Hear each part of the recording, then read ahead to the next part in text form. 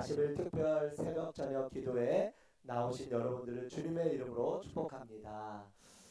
오늘도 하나님께서 저와 여러분들을 부르셨는데 너희가 나를 택한 게 아니라 내가 너희를 택하여 불렀다, 이렇게 성경이 말씀하고 있어요. 우리 교회 나오는 것이 그냥 내 자유로 나오는 것 같지만 사실은 하나님께서 부르시지 않고 하나님께서 허락하시지 않으면 아무것도 할 수 없다고 성경이 말씀하고 있습니다. 참새 한 마리가 떨어지는 것도 하나님께서 허락하시지 않으면 절대 할 수 없다고 말씀하고 있습니다. 우리 그런 의미에서 우리 한번 따라해 볼까요? 하나님 감사합니다. 불러주셔서 감사합니다. 아멘. 네.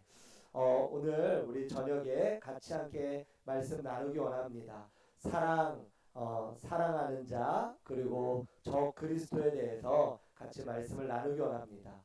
오늘 새벽에 사랑에 대해서 같이 말씀을 나눴는데 우리 이어서 한 번 더 좀 나누기 원합니다. 그 초대교회, 그 예수님이 이제 이 땅에 내려오셨다가 승천하시고 그러고 난 다음에 이제 초대교회가 베드로의 설교로 처음에는 3,000명, 그리고 나중에는 5,000명이 세례를 받고 이 예루살렘 교회가 엄청나게 커졌습니다. 그러고 난 다음에 사도 바울로 인하여서 이제 이방인들도 예수님을 믿게 되어졌어요.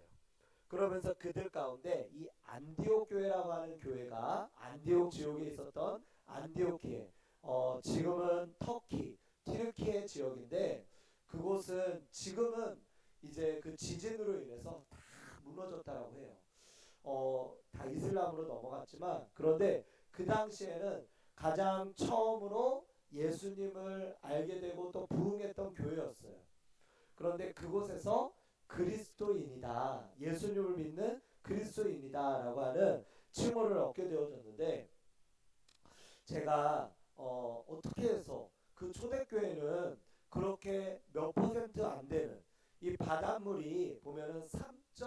몇 퍼센트? 한 3.5% 그 정도의 그 소금의 염분으로 인해서 바닷물 혹시 마셔보셨어요? 바닷물 마셔보셨죠? 근데 3. 몇 퍼센트밖에 안 되는데도 불구하고 바닷물이 엄청 짜잖아요. 근데 어떻게 해서 이 그리스도인들, 그 당시에는 1%, 2%밖에 안 되는 그리스도인인데 그 로마 전체를 변화시키고 세계 모든 곳에 예수님을 전파하는 그런 능력의 교회가 되었을까? 이거를 이제 연구를 하게 되어진 거예요. 나중에 이제 밝혀진 것 가운데 하나가 뭐냐면, 가장 중요한 것 하나가 뭐였냐면, 한번 따라해 볼까요? 사랑. 초대교회는 사랑이 넘쳤다라고 하는 거예요. 그 당시에 초대교회에 있었던 그 당시에 전염병이, 전 세계적으로 전염병이 엄청나게 불어왔다라고 하는 겁니다. 이 전염병으로 인해서 로마에도 역시 전염병이 있게 되어졌는데 그 당시에 이 전염병으로 인해서 우리나라도 이제 코로나로 인해서 막 격리하고 그랬었잖아요.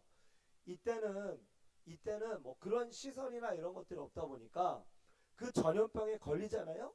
그러면은 어느 지역을, 예를 들어 뭐 평택의 지산동이다, 이 지역에 그 전염병에 걸린 사람들을 다 몰아넣는 거예요. 그리고 거기를 다 폐쇄해 버렸어요. 그러면 가족들이나 뭐 친척들이나 뭐 이런 사람들도 거기에 절대 들어갈 수가 없는 거예요. 그 당시에 전염병에 걸린 사람들이 이제 그곳 한 곳으로 다 이제 나라에서 걸렸다 하면은 그곳으로 다 집어넣는 거예요. 그래서 그곳에서 이제 생활을 하는데 지금처럼 뭐 먹을 거를 갖다 주고 이런 것들이 굉장히 열악했겠죠. 그러다 보니까 그 사람들이 막 빼빼 말라가고 또 먹을 것이 없어서 죽기도 하고 막 그랬던 거예요. 그런데 그 전염병이 있는 그곳에 가서 그 전염병이 있는 사람들을 치료하고 그리고 그 사람들과 함께 생활하고 또 먹을 것을 가져다 주었던 무리들이 있었던 거예요. 그들이 바로 누구였냐? 바로 한번 따라해 볼까요? 교회였다라고 하는 거예요. 그리고 그리스도인이었다라고 그리스도인이라고 칭했던 그런 자들이었던 거예요. 그래서 그들이 그곳으로 이제 들어가게 되어졌습니다. 처음에는 그 사람들이 어안이 벙벙해서 아니 왜 우리들한테 이렇게 잘해주지? 처음에는 막 경계하고 그 사람들을 배척했대요. 근데 그 사람들이 그곳에 이제 같이 들어가서 그 사람들과 먹고 자고 또 공급해 온 음식을 가지고 그 사람들에게 나눠주고 함께 생활하고 동거동락을 하게 되어진 거예요. 처음에는 뭔지 모르고 그냥 그 사람들이 배척했다가 먹을 걸 주고 하니까 또 마음이 열려서 생활하다 보니까 알고 봤더니 이 사람들은 전염병에 걸리지 않았던 사람들이에요.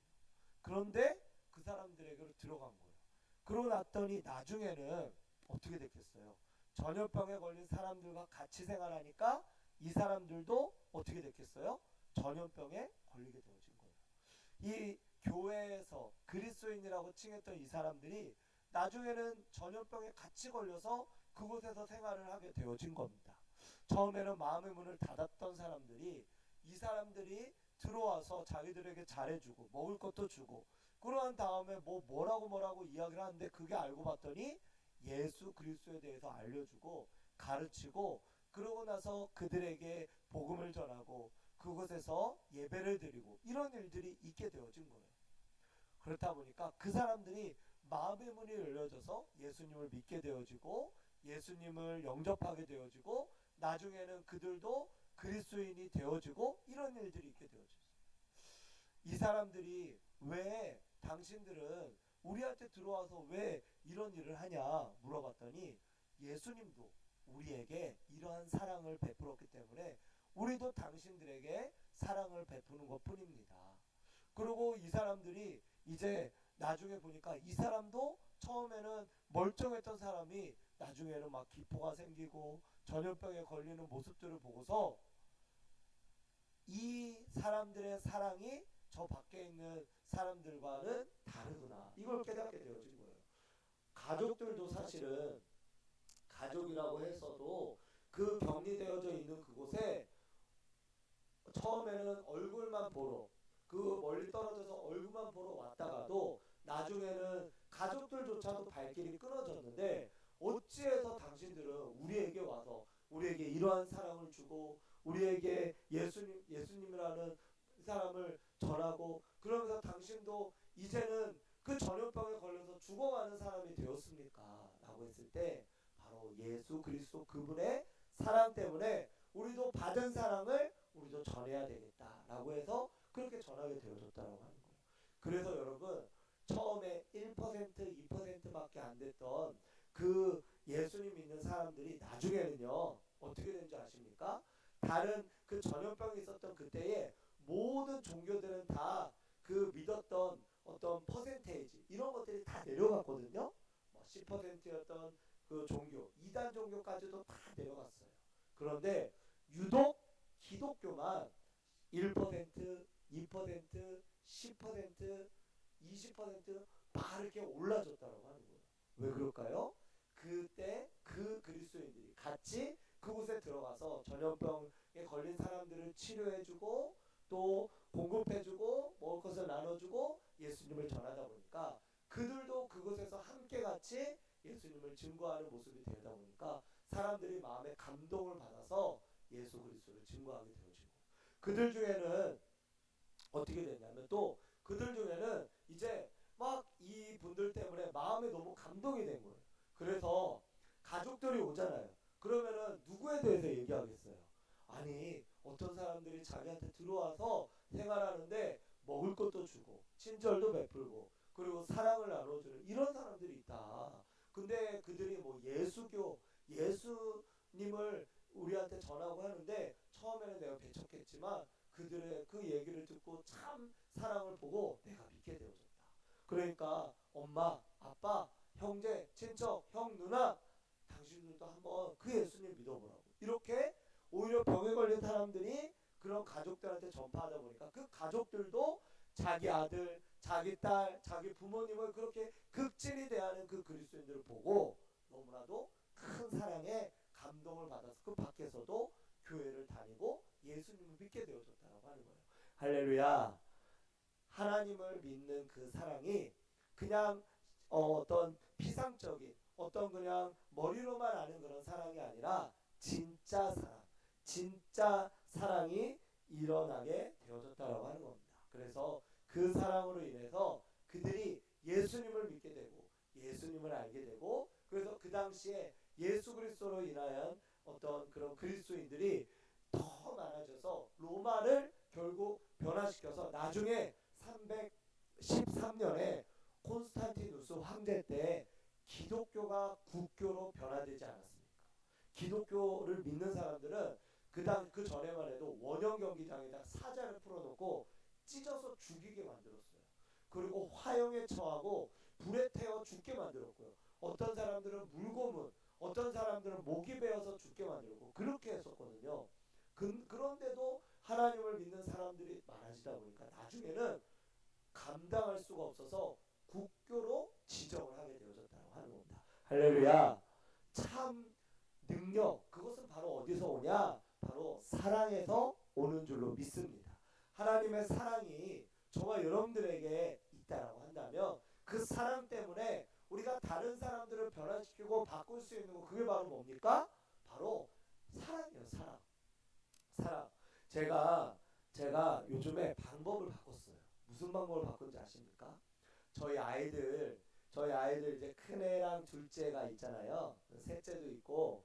근데 사실은 요 큰애랑 둘째랑 얘들이 이제 막 사춘기 하면서 제가 애들한테 잔소리를 많이 했었어요. 잔소리를.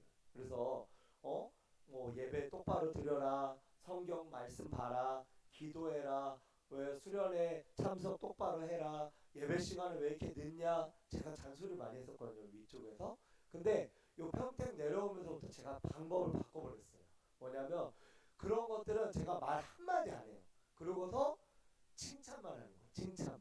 그랬더니 저희 그 첫째 아들 지난주에 드럼을 쳤잖아요. 사실은 지난 그 교회에서 그 서울에서 저희가 드럼을 학원을 보내면서 간친 거예요. 그래서 그 전에 교회에서 그렇게 드럼을 치라고 했는데 한 번을 안 쳤어요. 한 번을. 그래서 제가 막 화가 났었거든요. 그래서 막 뭐라고도 하기도 하고 그랬었거든요. 근데 제가 방법을 바꿨어요. 그래서 칭찬만 하고 아이고 잘한다. 아이고 멋있다. 아이고 최고다. 아이고 역시 우리 아들. 역시 내 아들. 방법을 바꿨거든요. 오늘도 제가 사실은 서울에 왜 올라가냐면 제가 아들이랑 사실 약속을 했거든요.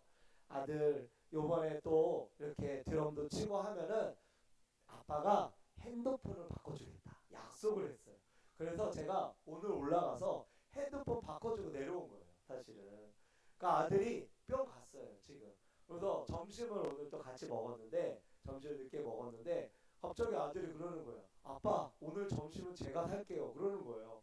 그래서 제가 이렇게 하고 싶었지만 뭘 네가 무슨 돈이 있어 그래 먹은 걸로 시켜서 제가 냈는데 내가 이 정도도 못 낼 것 같아요. 그러면서 같이 이제 국밥을 먹었거든요. 국밥을. 그러니까 너무 감사하더라고요. 그래서 집에 와서도 감사합니다. 아빠 감사합니다. 막 그러는 거예요. 아이들이 어 아이들이 사실은 뭐 변화되고 이런 것들은 그냥 다른 거 없는 것 같아요. 우리 옛날에 그 전래동화 아마 아실 거예요. 어떤 남자가 길을 걸어가는데 바람과 해가 내기를 했어요. 바람이 먼저 바람을 불면서 아주 큰 바람을 불면서 이 남자의 옷을 먼저 벗기는 사람이 이기는 거다. 근데 처음에는 바람이 아주 의기양양해가지고 큰 바람으로 했잖아요. 결국 옷 못 벗겼어요. 근데 이 해가 이제는 해를 쨍쨍 내리쬐는 거예요. 그랬더니 이 남자의 옷을 저절로 막 다 벗는 거예요. 근데 나중에 막 반팔로 막 하면서 땀을 뻘뻘 흘리고 사랑과 또 어떤 강압적인 어떤 훈계 이런 것들을 말씀하고 있다라고 하는 겁니다. 그것을 놓고 볼 때 우리가 강압적인 어떤 훈계적인 이런 것들은 그 순간에는 그럴 수 있을 것 같아요.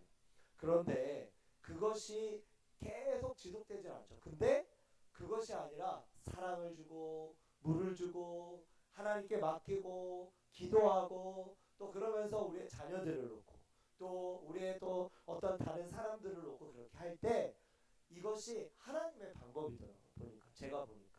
그래서 오늘 말씀에서 보면 5절의 말씀에 보니까 부녀여 내가 이제 내게 구하노니 서로 사랑하자. 할렐루야. 다른 사람들을 변화시키는 것들은 다른 게 아니더라고요. 그냥 사랑하는 거예요. 사랑하는 것은 뭐냐? 6절에 보니까 이것이니 우리가 그 계명을 따라 행하는 것이요. 계명은 이것이니 너희가 처음부터 들은 바와 같이 그 가운데서 행하라 하심이라. 사랑은 이것이라고 하는 거예요. 사랑은 하나님의 말씀을 따라 행하는 거예요. 하나님의 결국 말씀이 뭐예요? 하나님의 말씀은 사랑하라는 거예요. 그 사람을 품으라는 거예요. 조금 좀 뭐 부족한 것이 있다 하더라도 사랑은 허다한 죄를 덮느니라. 베드로서에 이렇게 말씀하고 있어요. 허다한 죄를 덮는 거, 허다한 죄를 막 지적하는 거, 그게 사랑이 아니라 내가 사랑하니까 내가 얘기하는 거야, 사랑하니까 내가 지적하는 거야.